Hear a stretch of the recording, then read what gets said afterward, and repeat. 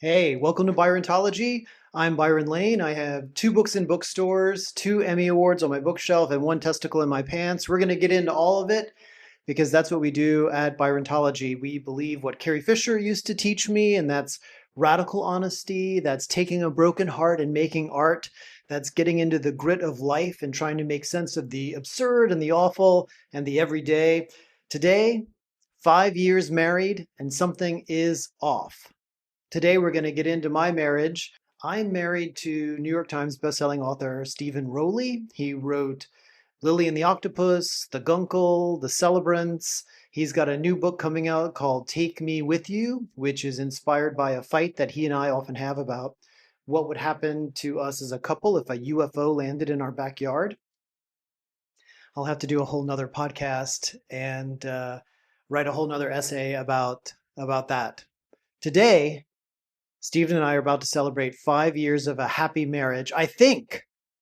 I'm not sure about the word marriage. We're going to get into that. But really what I'm not sure about is 5 years. I'm not great with math. Stephen knows all the dates and the times and the seasons, and he'll be like, "Do you remember a year ago tonight we were eating at this restaurant, or 3 years ago we were watching this movie?" And I'm like, I didn't even know we ate at that restaurant. I've never even heard of that movie. I'm not good with that stuff. I'm not good with directions. I'm not good with seasons. I'm not really great with names, especially of famous people. And I'm not good at turning off the fan in our bedroom when we wake up in the morning. No one's perfect.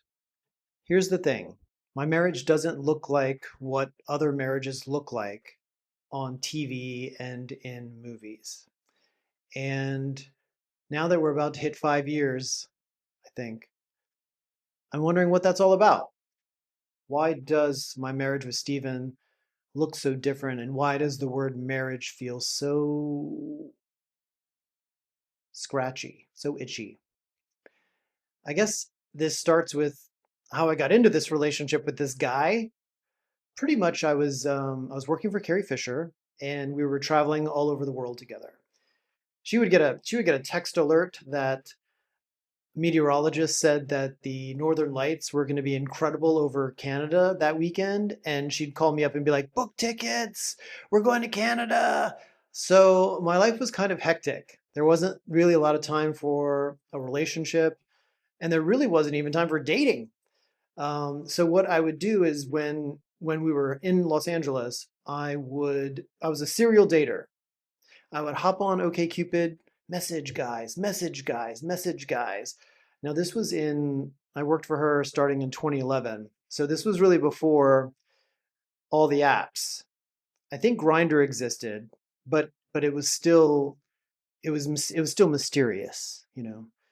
So I was on OkCupid, and I would message guys on OkCupid, and I'd go on all these dates, and they were mostly um, boring.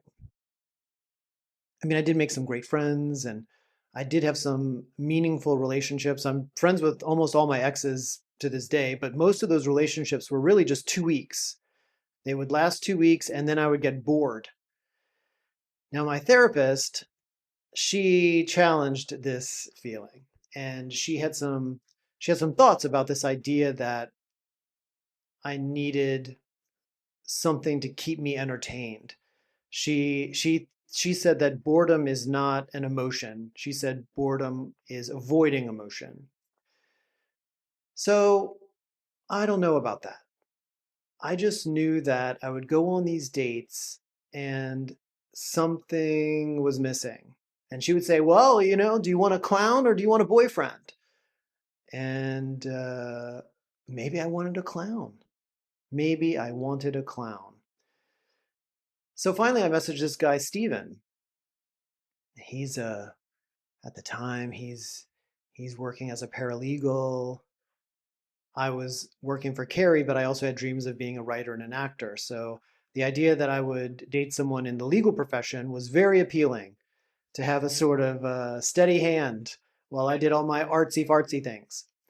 Um, and he's very handsome, and his profile was already entertaining. I was already not bored just reading his profile that talked about his life and a dog named Lily that had just died and how he was managing all that and the antics at his job. And one of my first messages to him was, are you a writer? Because, I can tell your profile is so well written. It's so funny. It's so charming.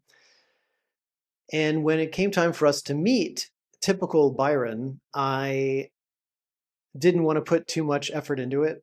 That morning, I had gone to walk around shopping area in Santa Monica, and normally I would try to shower or whatever before I go on a date, and we were just gonna have Starbucks at the farmers market. So I was like, I don't care anymore. All these guys are disappointments. I've messaged guys before who had, sort of interesting profiles and it never worked out. And so I'm going to meet this guy and I'm like, I'm not showering. I'm not changing my clothes. I'm just going to be sweaty. Who cares anymore? So I live close to farmers market and I walked over there and uh, I remember him rounding the corner, and here's this tall, handsome guy, charming, lovely. He was wearing yellow pants, so he had some character, you know what I mean? And this was in 2013. So right off the bat, we're laughing. Right off the bat, we're making jokes about the word grundle. We're sending each other stupid dog videos and giggling. Um, he has the greatest little giggle, the greatest little laugh. It's infectious. And we just really started having this great time. And he was also caring. Even at that first little meeting at Starbucks, we actually met at the Starbucks and I was like, you know what? I'm not feeling coffee. What if we go get pinkberry yogurt? And so I'm calling it yogurt. I think it's made with goat milk. And so there's some controversy about whether it's yogurt or powder. I don't know. Don't sue me, Pinkberry. Are they even open? No one knows anymore. This is all alleged. We go to Pinkberry. We have some of their product, and and he's a caring guy. And I go back to my therapist, and I'm like, that thing about do I want a clown or a boyfriend? I found both, and we kept it going. Fortunately, we lived near each other in Los Angeles. Sometimes, if you don't live within a certain radius, it all falls apart. It's ridiculous. There's no way traffic allows people to fall in love in Los Angeles if there is distance between them. So we lived close. Things were going great. He's charming. He's funny. He's kind. He's clown material. He's boyfriend material. And then I'm gonna mess it up. I think to myself, I had a long day. I had a long day, and I wanted to stay in. I had a small studio apartment and I just wanted to close all the doors and be in my little tiny space and watch TV and eat ice cream and be alone. I recharge my batteries by myself. I think I'm an introvert. Steven thinks I'm a lazy extrovert. That's another fight we have. But on this night, I just couldn't do it. I just didn't want to hang out. And we had a date. So I've been in this position before and I've reached out to guys and I've said, hey, I know we have a date, but I'm exhausted. I'm fragile. I need to take a nap for 16 hours until tomorrow. So I can't hang out. And then usually I get broken up with. Usually these guys think I'm a flake or they get fussy and it just is a disruption. And I was ready for that with Steven. So I call him, hey, I'm exhausted. Can we go out another night? And he says to me, no problem. I'm here to make your life better, not more stressful. Okay. So that little phrase changed my whole life.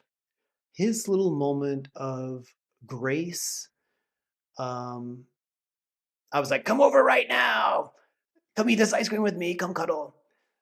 There was something about just having the pressure off that made him the more made his made the boyfriend material of his essence shine. A person who's caring, who's respectful, who's trusting that we'll go out another time. It feels like right after that I moved in. Right after that, he and I lived together.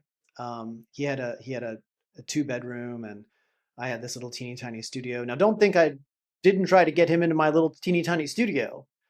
I was like, I know we're lovers, but we could get bunk beds. We'd have, we'd save so much money. Anyway, he's an adult and he was like, I'm not going to live in bunk beds and I'm not going to live in a studio apartment. Come move in with me. Anyway, so we move in together uh, and it feels like years sort of melted away there. And one of the things that kept us going, I think, one of the beautiful things that we were able to share is we both wanted a career as an artist. We both wanted to be artists.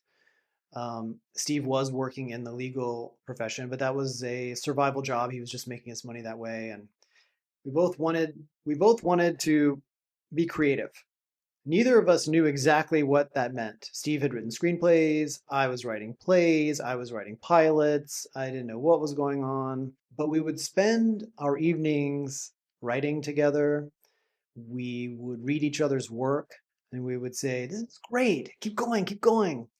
When one of us suffered some kind of rejection, someone, an agent didn't want to represent us, or a studio said that the screenplay wasn't good enough, the other one would say, no, no, no, they're wrong. Keep going! Exclamation point, exclamation point. And this was fuel. This was comfort. This was a journey. This was something we could build together, this idea of a career. And so it was almost like a family of me, Stephen, and our artistic projects. And this was the family that we were going to raise. This was our plan together.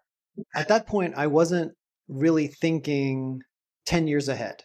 I did have a bad habit in relationships of thinking, am I going to still like this guy in 10 years? And my therapist said to me, are you going to like him tomorrow? Are you going to like him in an hour?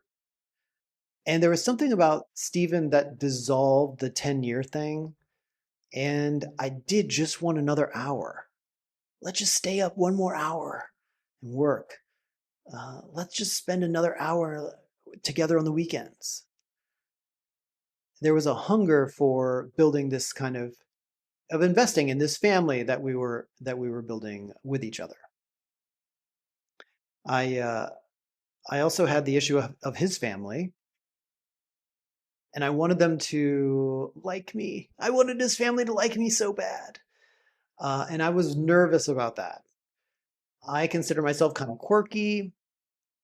Do I tell weird jokes? Does my hair look weird? Good enough for you and your family? What are they going to think? And then at one point, I kind of joked with him. I was like, "Well, what if they make fun of my clothes? What if they think that I'm the clown in the relationship? You're the clown in the relationship. What if they think I'm the clown?" And he said, "No, no, they definitely think you're the clown, and that's what they love about you." Now, I thought I was quirky, but I didn't think I was the clown. I kind of thought Steven was the funny clown. And I hear this and I smile. And now, as I look back on it, I imagine myself smiling, my big clown smile, and it matched his. And so there we were, two clowns in a family raising screenplays and stage plays, and as it would turn out, books.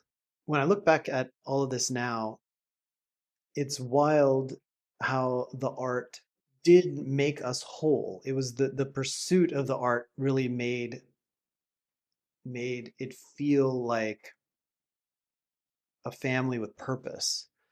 And Steven sold his first book, Lily and the Octopus, and it was born out of him showing me some pages and then me saying, keep going, and him working all hours of the night while he still had his survival job. Um, no easy task. Everyone who's a writer who's doing that knows how hard it is to balance all that. And he sold his book, and that opened a world for us. And we ended up we moved to Palm Springs, California. We got a house out here.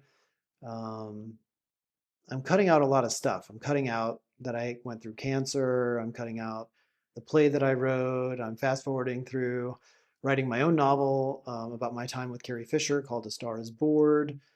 And because the important thing is how we got to this 5 year mark. We got married out here in Palm Springs in a little house. It was the middle of COVID, and it was this house that had not been touched since the 1960s. And we thought, this is perfect. And there's a little part of us that was like, should we wait until COVID passes so we can invite all of our families to come out here? And then we were very quickly like, actually, COVID's a great reason to not spend a lot of money on getting everyone out here and throwing big parties and all that stuff. Let's have a nice quiet wedding. And so my good friend Erin was our officiant, and it was just Erin marrying me and Stephen, and it was a beautiful service 5 years ago, I think. Stephen would know exactly. And when I look back at it, even when I say the word marriage, I still bump on that. It still feels like something is off calling it marriage because it doesn't feel like that word captures what we have. It feels too small to capture all the art that we've made together and separately together. You know what I mean? That word feels too small to capture the home we built with our dogs, Raindrop and Shirley, and now having adopted my mom's dog, Belle. It feels too small for the fun little things that we created in our lives, like at night going outside and watching these birds called nighthawks eat bugs. The nighthawks circle our pool and they eat bugs. There's a little gopher that lives in the backyard that we named Wellington. We check on Wellington. And there are the relationship things too, like Steve can't load the dishwasher correctly, but we have things we fall back on. And the big thing is our laughter. That's still here.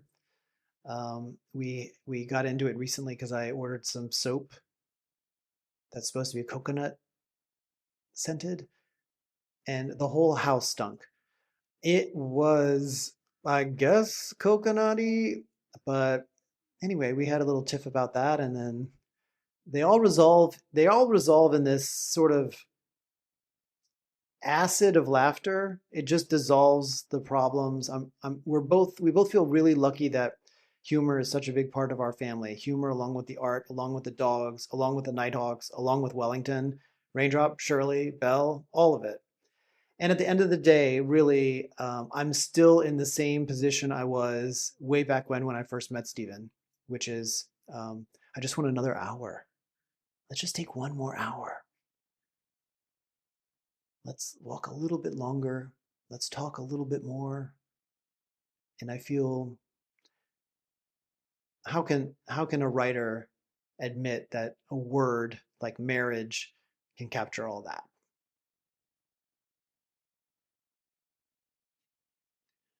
Thank you for being here.